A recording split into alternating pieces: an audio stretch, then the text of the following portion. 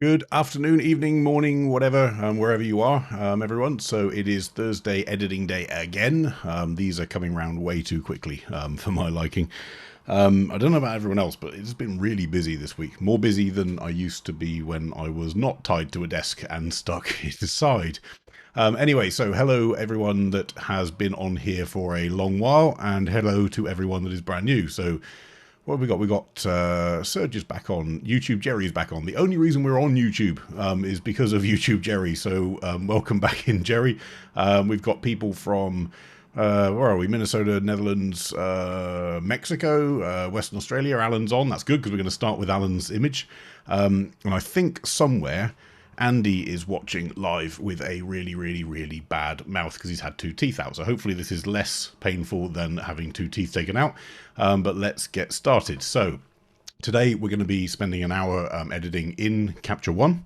The version that we're using live here is version 21. That's the current version. Is actually 21.0.2. If you look in your software, the confusion is it's actually called 14.0.2. Version 20 was version 13. Either way, if you're using version 20 or version 21, most of the stuff that you're going to be able to do is going to match. There's a couple of things in 21 that are a little bit different, but I'll explain them. For those of you that don't have a version of Capture One, of course, remember you can download the free trial. It works for 30 days, no problem. There's no restrictions on it or anything like that. For those of you that are on version 20 and need to upgrade to version 21, then take a look on your upgrade path in your account on capture1.com. Sort of housekeeping stuff. So generally speaking, unfortunately, Facebook is really bad for streaming, unless you're streaming games. I don't understand this. So if you're streaming games on Facebook, they let you do it in full HD.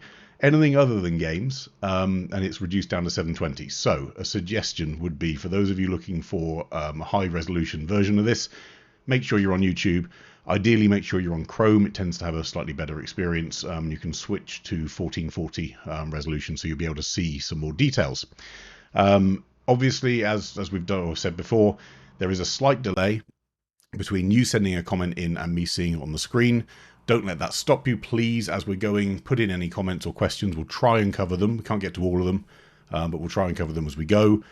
So put the comments into the chat box. We'll put the ones that we can deal with up on the screen, and we'll try and cover them off together. So without further ado, it's a very British word, ado, let's have a look at our first image. And actually, this is a shot that some of you will know if you've been in the Facebook group for the last week or so.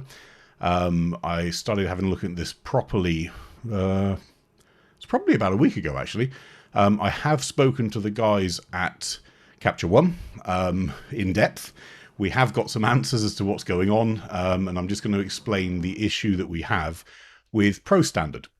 So as you'll remember, and actually if you go and have a look at that video, cool, one of the features that's in version 21 is the ProStandard ICC profiles. So what that means is when you bring in an image into Capture One, we say that we're looking at the raw data. We're actually not.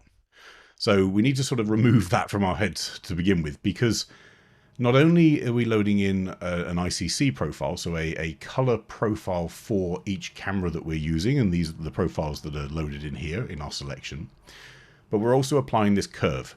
We'll talk about that some more. We've talked about it a lot in previous sessions, but you're not actually seeing the raw data. You're seeing an interpretation of the raw data as per Capture One, which is why the same raw file can look a little bit different when you load it into Lightroom or DxO or Affinity's raw editor or whatever else.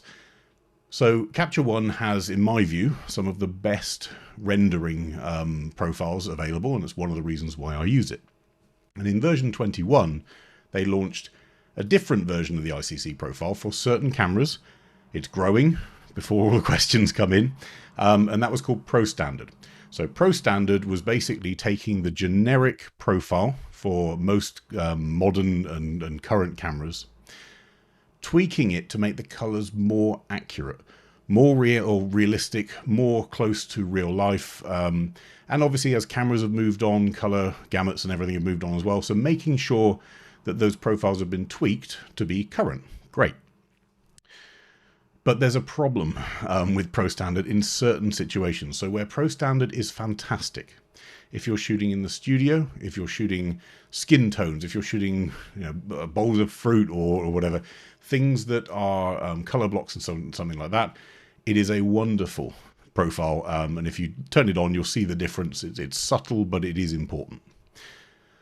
Shooting at golden hour, however, especially with diffused light, and we'll talk about what that is in a second, but you're looking at it right now, can be a problem. And I'll show you what the difference is.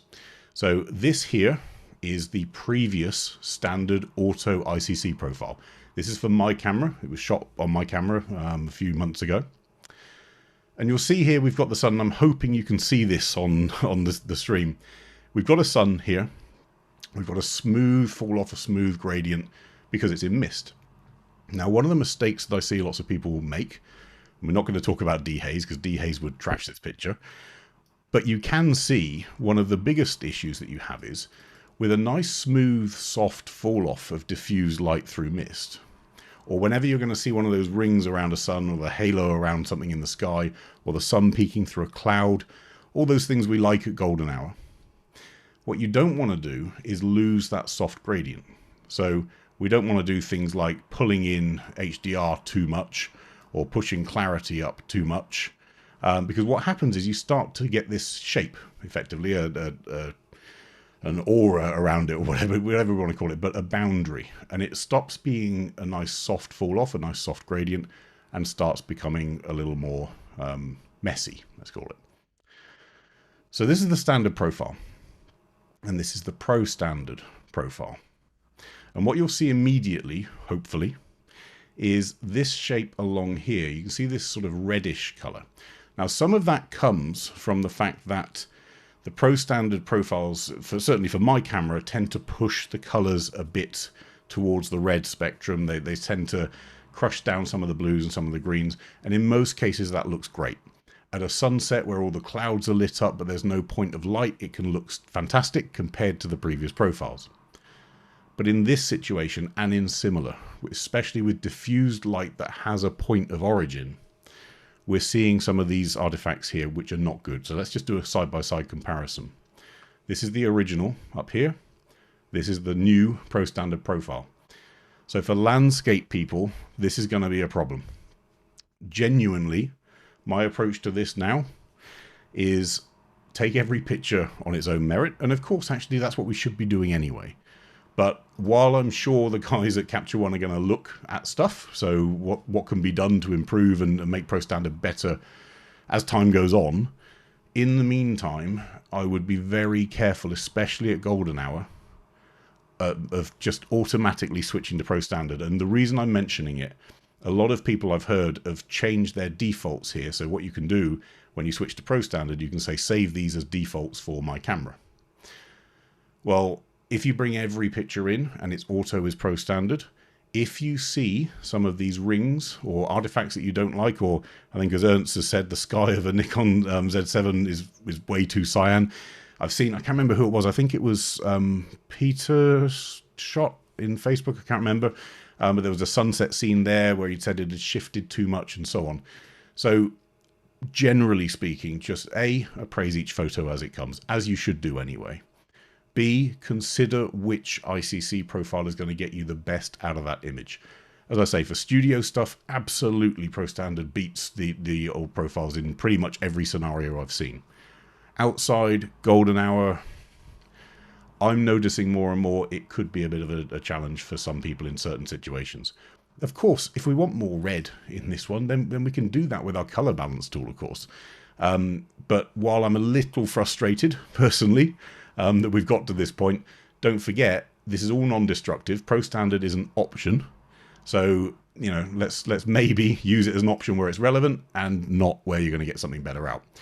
Funnily enough, David P, there needs to be a process. So, in one of the emails that I wrote, we actually talked about whether or not we could split ProStandard out. So one with a landscape tint or tilt, and one with a studio or portrait tilt. No issue with that. And potentially that's one of the ways that we could go. But for now, just be cautious about ticking that box to say ProStandard for everything if you have access to it, because depending on the scenario you're shooting, it may not be the best profile. And I have to say, that's always been the case. So you could always choose different ICC profiles. It's just the default was always going to be the right one, generally speaking. And Dick's question about should we make a custom profile with a color checker? Of course, that's one way of getting the absolute closest you can to spot on color, is using something like one of the set color checkers, whether it's X-Rite or whatever. You take a standard shot, you measure against that white balance, you can create your own profile. And with that, yes, you're likely to get the best out of your camera in your situation. And Prasad's just said, set in ProStandard and linear response as default. Yeah, I played with this as well, Prasad. So ProStandard here, if I switch the curve to linear response, we still get, unfortunately, and in fact, in some cases it's worse, if I look at the standard profile set to linear response,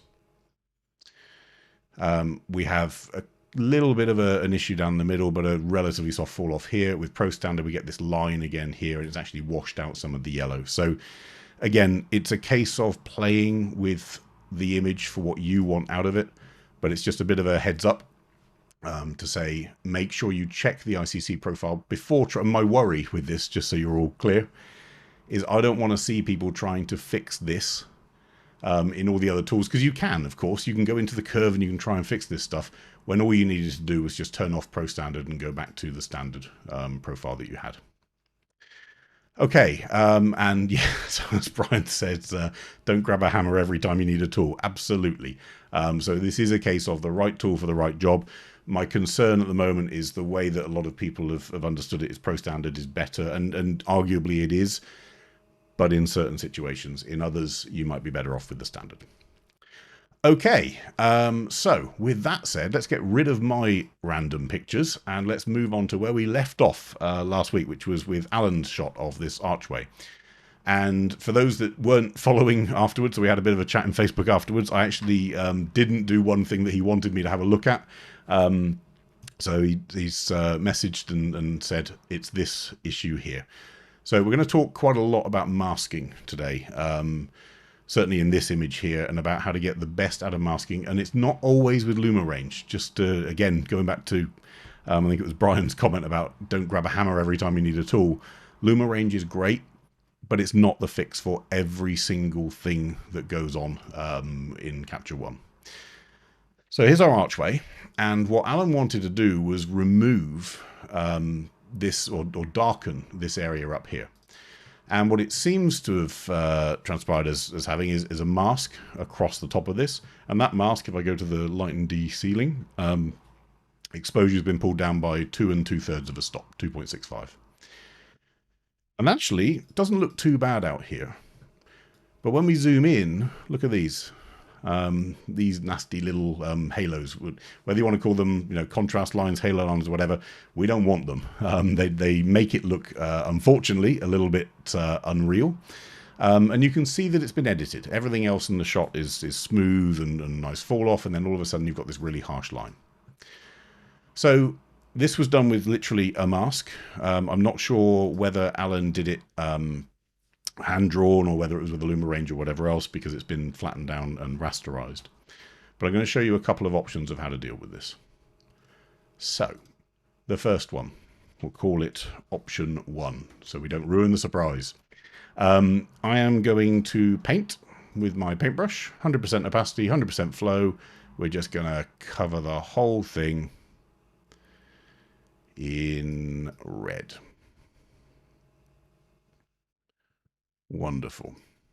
And actually, when I've done that, I can then, if I want to, right click and say fill mask, and that will fill in the rest of it. A lot of people don't realize that, so they spend a lot of time filling it in. Don't. You can just literally right click and go to fill mask as long as you've closed the mask off. Otherwise, it's going to guess where to close, and that could go wrong. So we now have a mask that's very rough, but does cover the D shape. Now, press M to get rid of our mask again. One question that came up in another forum actually this week was how do I get rid of the mask or show the mask when I'm doing erasing? The M button on your keyboard is universal. It doesn't matter what tool you're using, gradient, eraser, brush, anything. It will show or hide the mask regardless of what you do. And you also have the option to do, on a Mac it's Option N, so Alt M.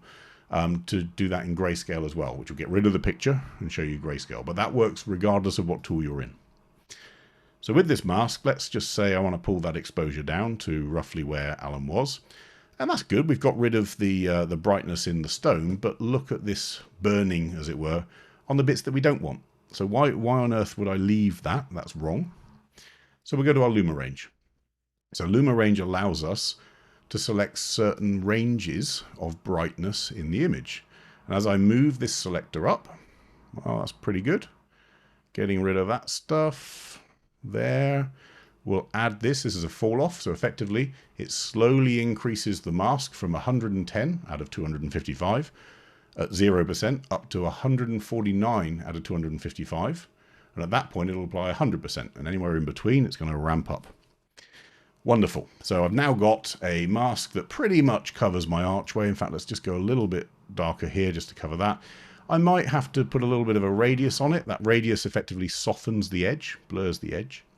Sensitivity is a factor that affects that edge based on a radius that you've put in, but we'll leave it at 50 for now. And hit apply. Well, now I'm exactly where Alan was, except I've got these extra bits that I might now want to erase because we couldn't differentiate from the rest of it. And the reason we couldn't differentiate. Let's look at this without that mask on.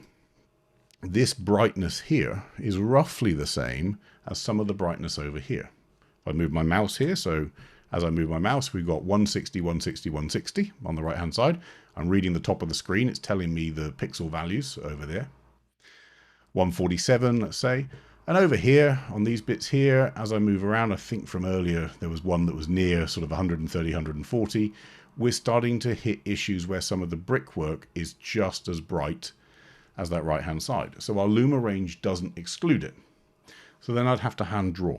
Because if I don't, we get to where Alan was, which is at the edges, this sort of messy, murky stuff, and I've got to delete some other stuff over here. Not great. So our Luma range in this case isn't the best tool. We've got another tool though. So I'm going to create another layer. We'll call it option 2. In fact, option 1, we're going to call this one Luma range. Our option 2, we can, well, in fact, I'm going to skip option 2. Let's call it option 1.5.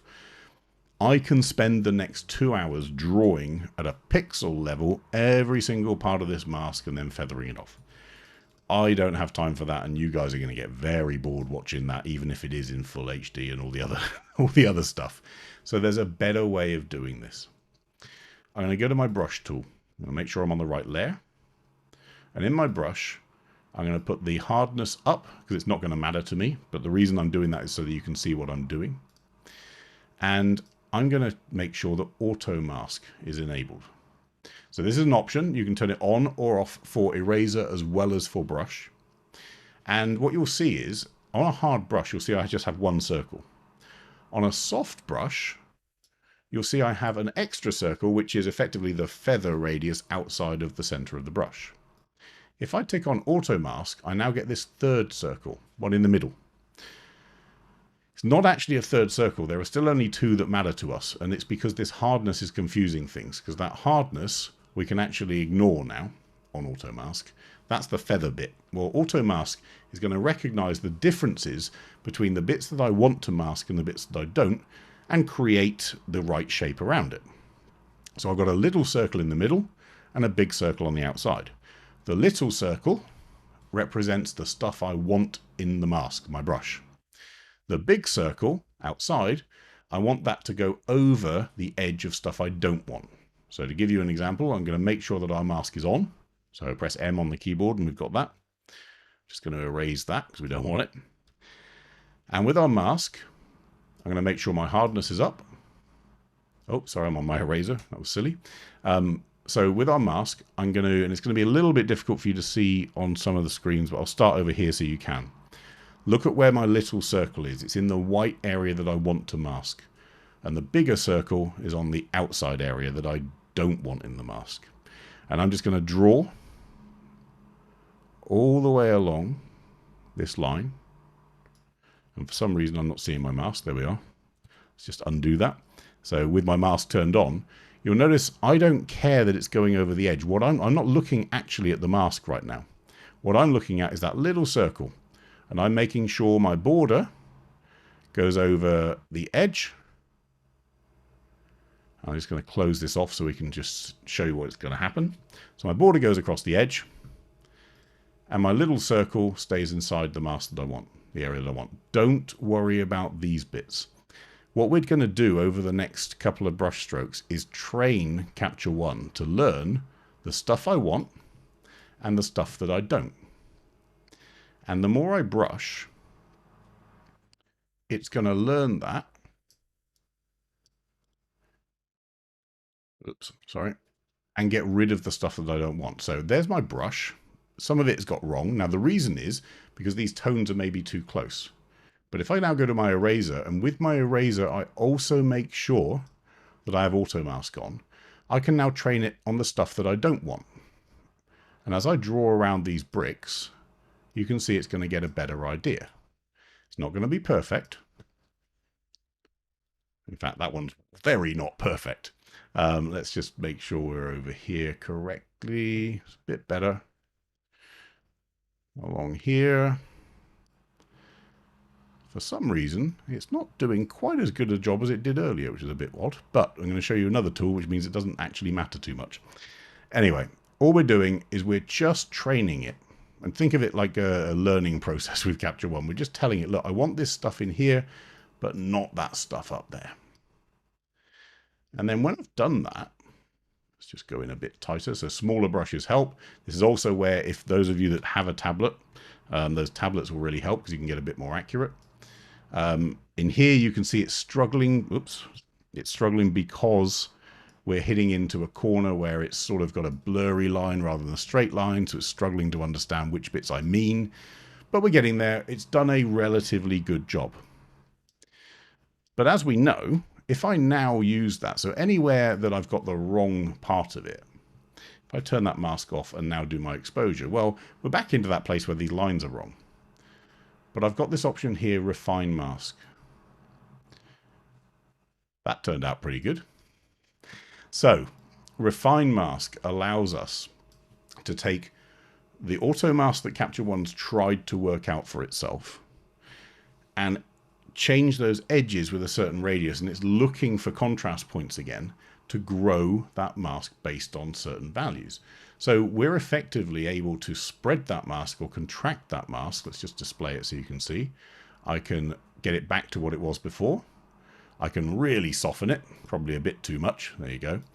But with the effect applied, so leaving that exposure applied, if I pull this down to the point where we're good but we haven't overdone it, like that, and apply, I can now use my eraser. I'm going to turn auto mask off actually in this case. And I can now use that eraser with a nice soft edge just to blend this stuff in. So the auto mask gives us a good starting point. It's not perfect. The refine mask allows us to extend that mask a little bit further out onto other objects and other areas just outside of the mask based on effectively their luminosity, but what Capture One sees as this should be part of the mask. And then we've got one other final trick. So I'm just doing this eraser. I'm just cleaning up basically. If I turn on my mask, we can see there's still a few little bits of red, but it's got most of that stuff in there. And then we've got the final one, which is we can feather that mask. So if we really want to, we can actually soften it. Now, if you feather it too much, you can see what's happening from that radius, from the edge. The radius is too big. It's making that feathering too great. So you're losing some of the mask on the area that we do want, and you're adding mask in the areas that we don't want. But a little bit of feathering, tiny bit, will just blend that edge in a bit better. On top of that, then, we're not going to lower the exposure by quite this much. We're going to lower the exposure down to about here, and we're going to pull down our brightness rather than exposure. So that's not going to crush those shadows quite as much. It's not going to look quite so obvious. And we can effectively get away with it. And that's what we're doing here. We're getting away with adding in some extra tones. But if you look at the original mask from Alan here with these parts here along here, we're being unfair. We're at 200%, of course. But if we look at these bits along here, these halos around the edges, and then we switch that to the version that's had a refined auto mask applied to it, you'll see this is a lot more natural looking across that whole image. Where were we? Someone's just asked I think Martin's just asked answers Erwin's question. So does a refined mask work with a Luma mask? It's sort of. Let's just be very clear. The refine mask is refining the edge of your painted mask. A Luma range isn't actually a mask, so just don't get those too confused. A Luma range is effectively a subset of a mask. So you can use, absolutely, refined mask with a Luma range on top of it. But the refining isn't going to affect that Luma range, and the Luma range is just going to treat the refined edges as if it was a normal Luma range. Makes no difference. Where are we? There's another question somewhere. Oh, ProStandard just said, yeah. So just said if the contrast is high, yeah. So effectively, the better the difference between the bright and the dark areas, the better auto mask is going to manage things. It does a great job at the edges of trees, on landscapes and stuff like that when there's a bright area behind it. Before Luma ranges, this is what we used to use. We used to use auto mask and refine mask all the time to get that nice separation between the two without halos. But effectively, this is another tool in that toolbox, going back to Brian's point earlier, that to a certain extent we've sort of forgotten as a community, actually, because Luma range is so powerful, we instantly go to that to select a block of information. You don't need to. The but the auto mask function and refine mask and a bit of feathering, use them together really well, and you're going to save a lot of time and you'll get a much more natural result. And if I were to compare, let's just clone these two. Oops. If I look at, in fact, we're going to do all, well, we'll compare these two. So our original on here through to the version with the refined mask, you can see how easy that was in reality to get a much more natural result. And even without the refined mask, so if we did the Luma range option instead, that Luma range isn't the right tool for this. You still need to refine that edge once you finish painting. Okay, now, fun little thing. Earl's just said, I think it was nicer without the change to the arc. That's up to you guys. So from a personal point of view, I don't disagree, you know, with the dark arch, without the dark arch. That's genuinely your call. That's your artistic view on things rather than anything technically. But in this case, if you wanted to make that darker, this would be the way that I'd do it. So there we go. There was a bit of a deep dive into into masking. Just before we move on, then Michael's just said I can rasterize a Luma range mask. Yes, you can, but at that point, it's then you're not playing with a Luma range at that point. It's become a mask. So of course you can create a mask from a Luma range of a mask. You can rasterize that layer, but you're not then refining the edges of a Luma range. You're refining the edges of a mask as if you'd drawn it. Okay. Brian, does the auto mask rely on tone only or color as well? I'm going to be honest, I'm not sure. I might actually play with that later. So if we get two identical values of red and blue, for example, in terms of luminosity, I'll give it a try. From my point of view, I've seen it work the most successful when we're talking about high contrast points rather than anything else. But we'll play with it later. I'll let you know. Okay, next one from Tom. And the question that came in from Tom was about printing this out because you've got all these, well, it's defined as edges and bright areas and fringing around the horizon because of this high contrast point. So how do we get rid of that? Now, this is a very, very, very high contrast image, obviously. We've got areas in here which are way up there. Look at the top, you know, 255 red, 236 green, and so on. And then we've got areas down here which are 1s and 2s, so very, very, very dark. But this was shot with a...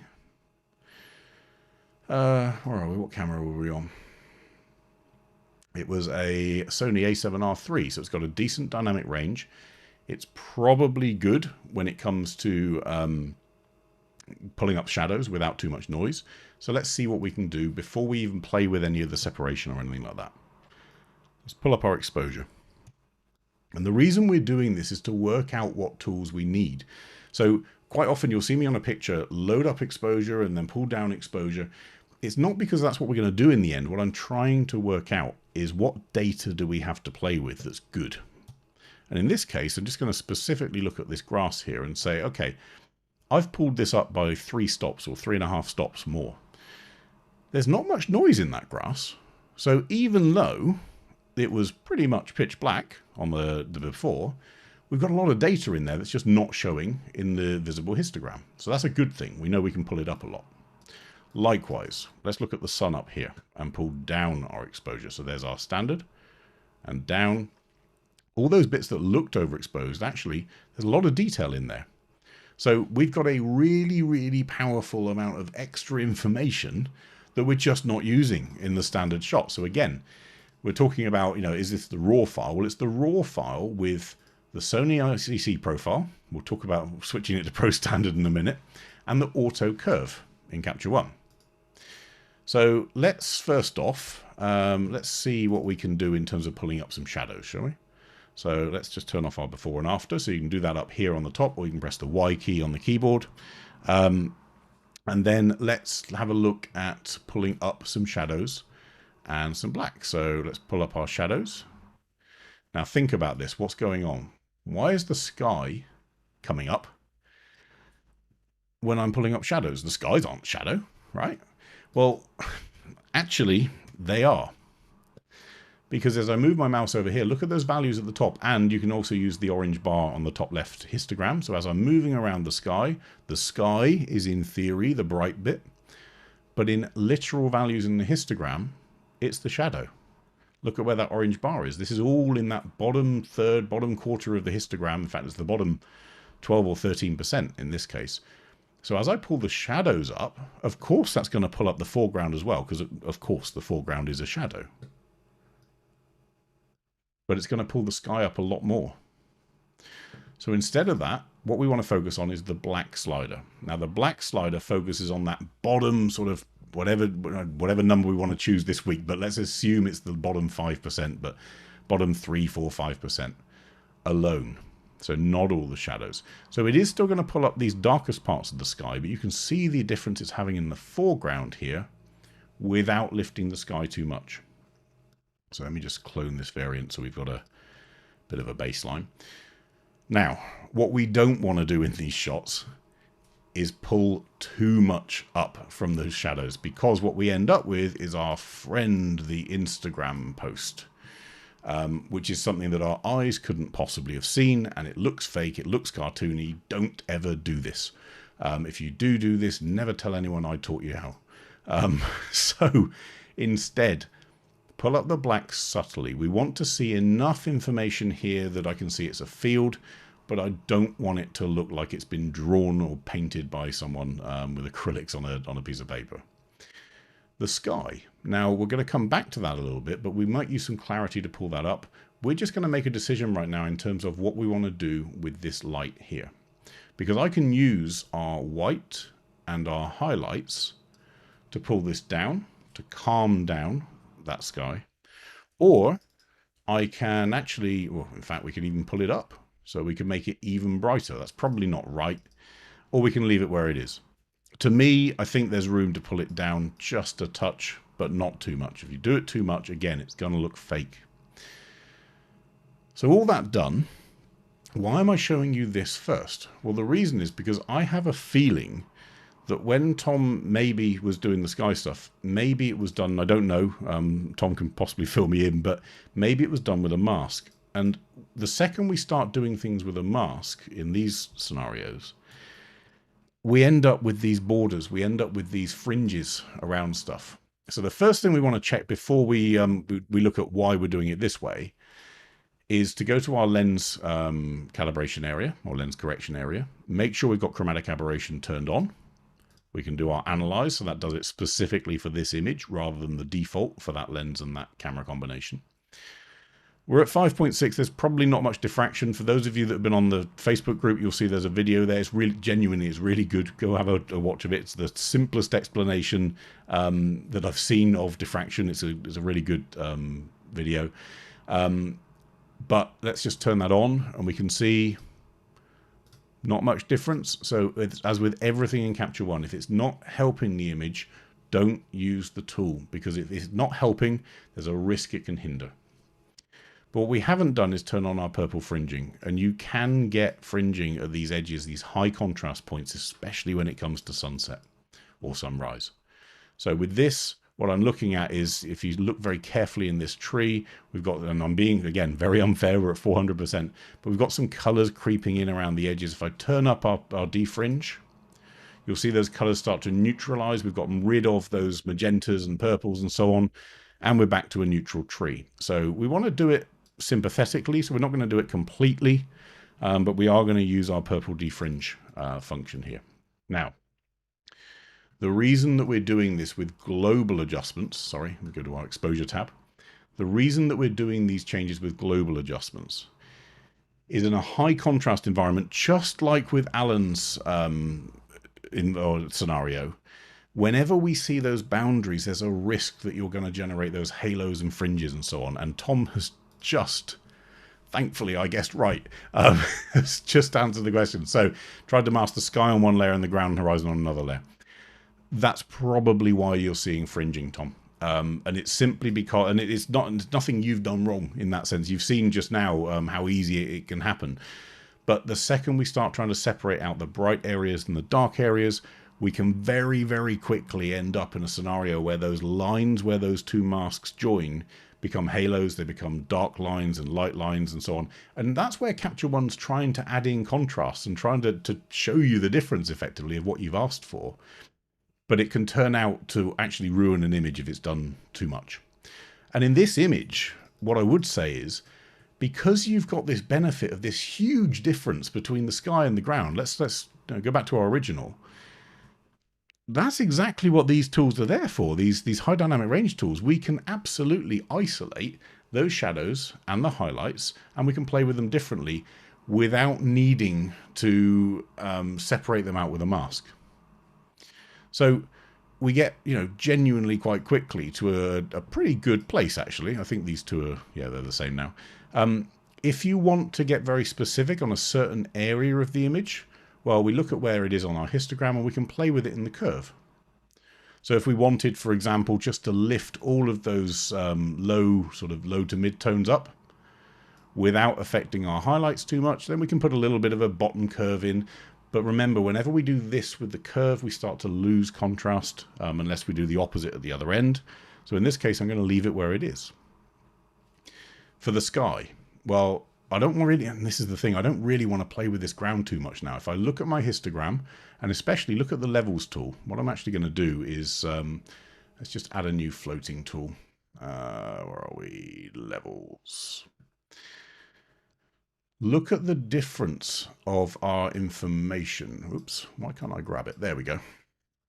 Look at what we've done, and I compare here where we've got things hitting that wall, as we call it, the 0 point in our histogram.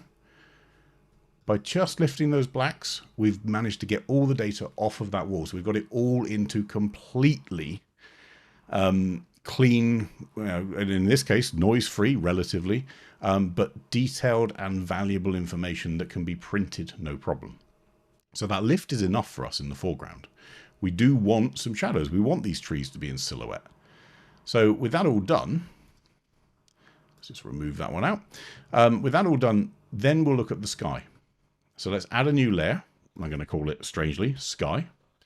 And we're going to add a gradient. And I'm going to go from the top down. I'm going to guess you probably had a gradient filter on here when you shot it. But even if not, remember, these 3 lines in a gradient. 100% applied north of that line. This is our 50% mark. This is our 0% mark, sorry. Anything south of this line is going to have no effect whatsoever. Don't be afraid of this line going a little bit across where you don't want to touch. It's actually going to help us make it look more realistic. So what I see quite often with these gradient masks is people will do stuff like this. So if I hold down the Option key on my gradient mask, I can make it asymmetric. Let's drag that mask down there.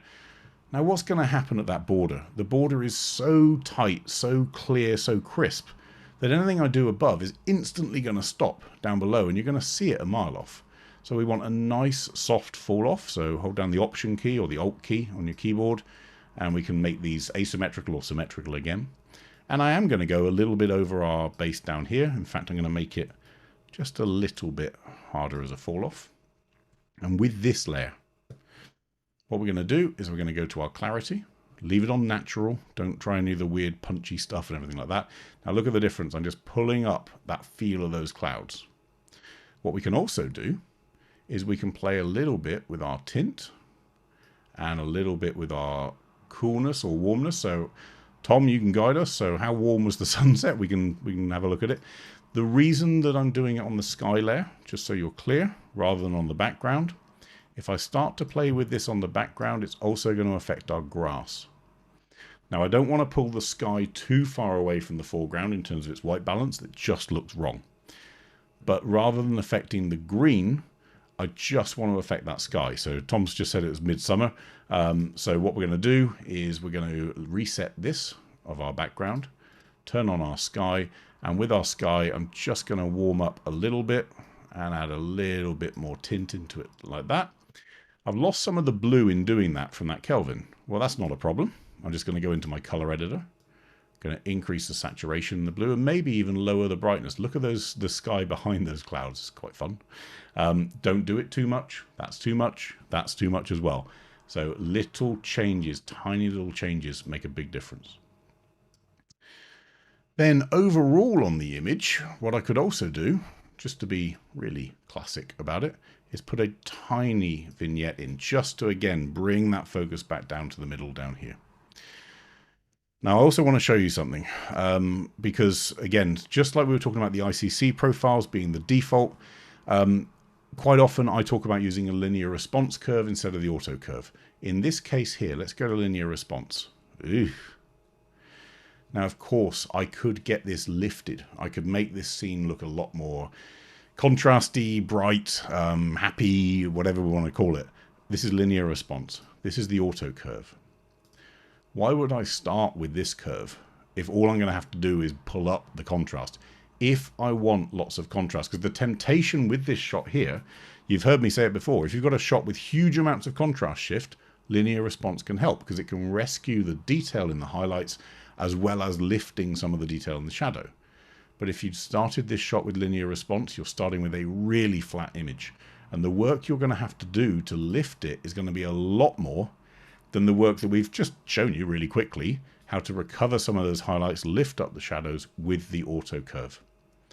So again, it's not a one-size-fits-all, linear response is better for high contrast all the time.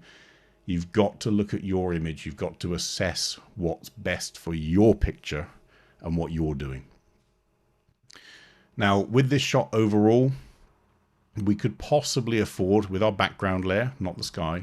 In fact, if we want to be really picky, what I would do is create a new filled adjustment layer and call this one Final Touches or whatever we want to call it.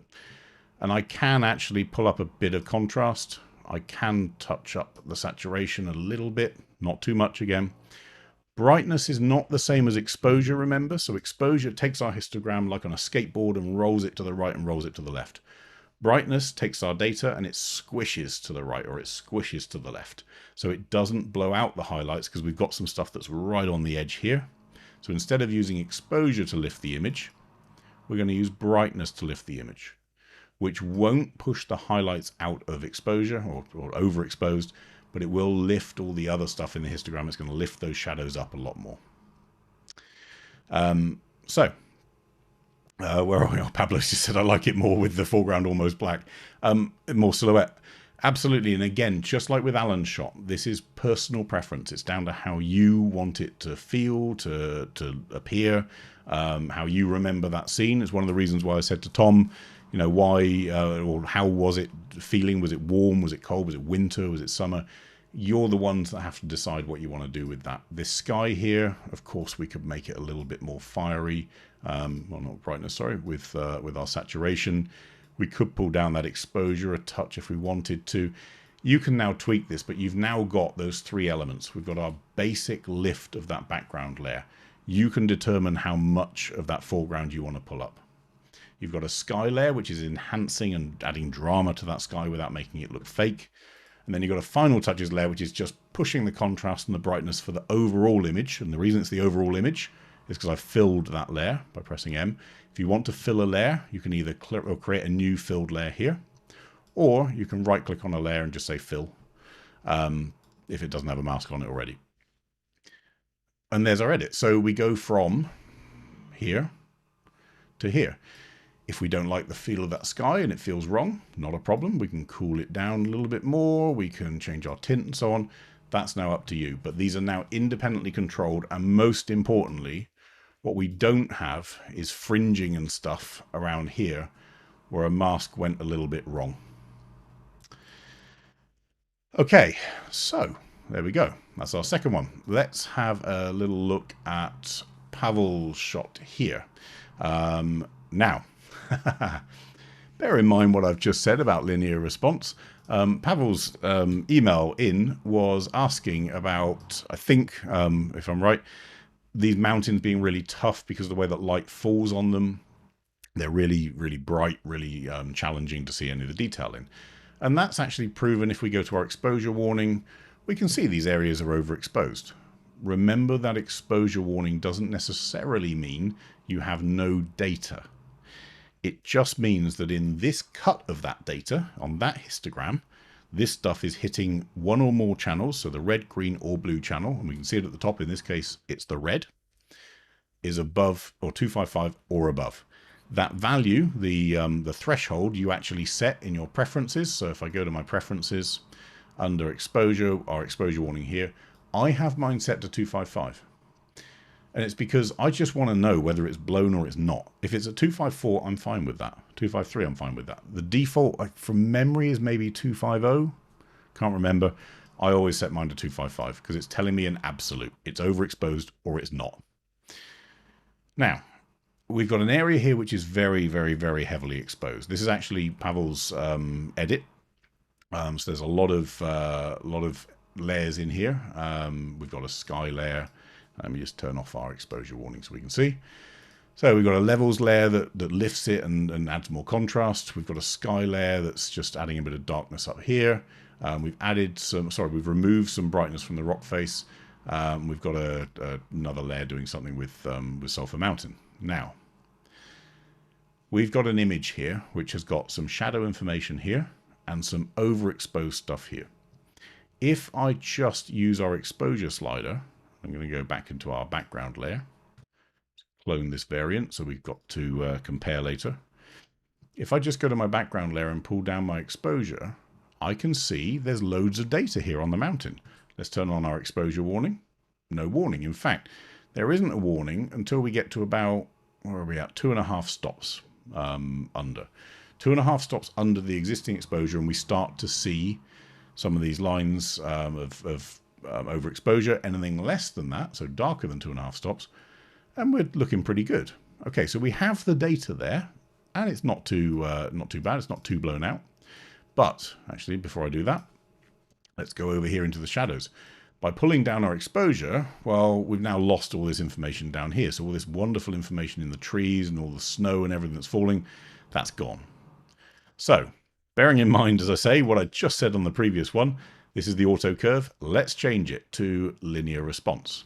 Now, first thing to notice, I've left exposure warning on for a reason. Let's turn our linear response curve, and you can preview the curves, by the way. You don't have to apply them. Just move your mouse over each one. It will show you what each one's doing. Linear response. Immediately, it hasn't fixed it completely, of course, you can see that. But immediately, we've got a lower contrast scene, but we've lost a lot of that overexposure. And I'm happy with the lower contrast because we can play with that later. But what's brilliant with it is, as I pull our exposure down, I don't have to pull it down by quite so much, like 1 point, where are we at, 1.5. So it's a whole stop of difference. If you think about it in those terms, before I had to pull it down by 2.5 stops to get rid of those exposure warnings. Now I'm at 1.5 stops. So linear response has just calmed down those highlights to a point where they're usable earlier on. 1.5 stops is actually well within the range of our white slider and a little bit of our highlights here. So what I could do, let's just turn off our exposure warning. I could afford, effectively, let's have a think about this, create a filled layer, Luma range, all those highlights, only those highlights, have a nice soft feathering off so we don't notice there's a range in there too much, bit of a soft radius so it's nice and smooth, and then hit apply. With that done, let's just turn our mask off. I could pull down the exposure just on that mountain front.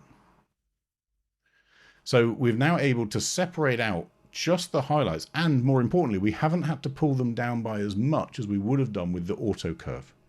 So the auto curve is wonderful. 90% of cases, genuinely, of shots that I do, by the time I've finished with linear response, I've ended up getting back to roughly what auto was going to do in the first place. But in some cases, and this is a perfect example, that linear response curve is phenomenal because it's going to rescue more detail more quickly and start you off at a better base. So with that done, and that's our one layer there. If I turn on our mask, we can just see it's hitting these bits. If we can't quite see the mask because of this, remember Option M, and you're going to go to a Grayscale Mask, or I can click in here and go to, Display Grayscale Mask.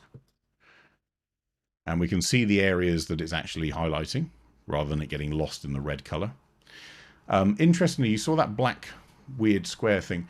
I've seen a couple of reports from some of you that in 21 we're seeing a little bit of black blocking and weird render blocking. I'm looking at it as well. I know some people have reported it to Capture One. Please keep those reports going through, because if it is a genuine bug on certain hardware and certain systems, the guys need to know about it because they need to be able to fix it. So we've got our mountain over here corrected. Quite happy with that. What I don't want to do is push that mountain too far in terms of bringing back some of our contrast. So what we can do is a couple of things. Number one, we can bring back some of the contrast that we lost through using the linear response curve rather than auto by adding a little gradient layer down here. And if we turn on our mask, we can see. And from there, we can then pull up a touch of contrast, but also we can pull up some brightness. There we go. And remember, brightness, even if we did have this bit masked by accident, it's not going to push that highlight off the edge of the histogram. It's going to squeeze up the shadows. So we've got our contrast back here. So here was our original. It's a lot brighter, and we'll come back to that in a second. Here is our replacement, but the replacement has got all the detail back on that mountain that, that Pavel was talking about. So here's our new version. Here is our original. It's up to you how far you want to go and push it. But in here, we've got a lot more detail back. It's a lot calmer. It's a lot more pastel toned. On the left, we've got the version which is the auto curve, which is going to be a little bit more harsh. With that done, I'm also going to do something quite drastic. Sorry, Pavel. I'm going to crop this differently. I'll tell you why. I love these trees, but they're making too much of a subject of themselves. And I want the subject to be this vista here. So I'm actually going to switch this to be panoramic, to be 2x1. I'm going to use this line of trees to come right in from that corner there. We've still got this stuff here, this stairway and everything there. But that just feels like so much more of a grand vista. You know, it's almost that sort of view of looking across a mountain range rather than looking straight at one with this sort of crop here. To me, that just feels a lot more impressive. But again, personal shade or personal taste. With our adjustment layer, remember we've got our mountain here. Well, I can also pull up a touch of clarity. That's really going to make those trees pop, as you just saw. So if I just undo temporarily, so I'm holding down the Alt key while clicking the undo button on the tool, let go of my mouse so I can see with, and that's without temporarily. So that's had a good effect on that. Our mountain up here and our sky up here, well, what I'm actually going to do is just add another, I'm going to call this one foreground pop. And this one we're going to call Sky. I'm going to add a subtle little gradient mask. And actually, I'm going to show you what I'm doing. Look, this is 100% here, remember, 50 and 0. I'm going to pull this actually off the canvas. So the most effect I'm getting is 50% down here. Of course, I could do that with my layer opacity as well. So I could just leave it at 100 and then pull down the opacity, but I like to see what's actually happening as we go. I'm going to just pull down our exposure a tiny little stop or so, but I'm also going to then pull up our clarity just to get a boost of contrast back in that top right. Dan has just asked, wouldn't structure perform better to sharpen the trees than clarity? It depends what I'm trying to do. So I'm not trying to sharpen the trees in this case. Yes, the literal answer to your question, trying to sharpen the edges of trees, structure is going to do a good job of it. I'll show you. In this case, I think it's going to over sharpen, but we'll see. So if I put our structure up to the same amount as clarity, okay. Now think about why it's done that. Structure is looking for edges and texture. Now, each of these trees has got tiny little pockets of snow and tiny little lines around each of the branches and so on. And the way that structure actually adds detail and sharpening or perceived sharpening is by adding a contrast line, so a darker area and a lighter area at the point where the texture or the edge is there or prevalent. There are so many edges and so many textures in these trees, the result will be an over-sharp image.